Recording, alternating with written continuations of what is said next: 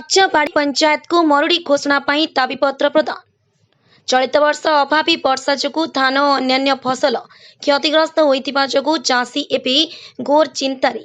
फसल नष्ट जोगु चाषी बैंक बेसरकारी संस्था और धार कर्ज करी ऋण आनिथिले, किंतु प्रकृतिर ताड़नारे सेमाने सर्पशांत होइगले। सते जेमिति सेमानंकर मेरुहाड़ भांगी जाइछि।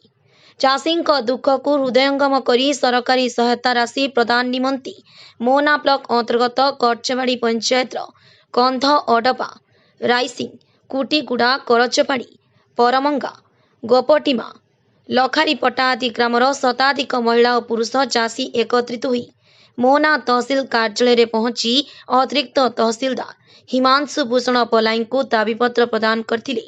यापर कृषि विभाग कार्यालय को जाई सहकारी कृषि अधिकारी पायल बराड़ को दाबीपत्र प्रदान करथिले।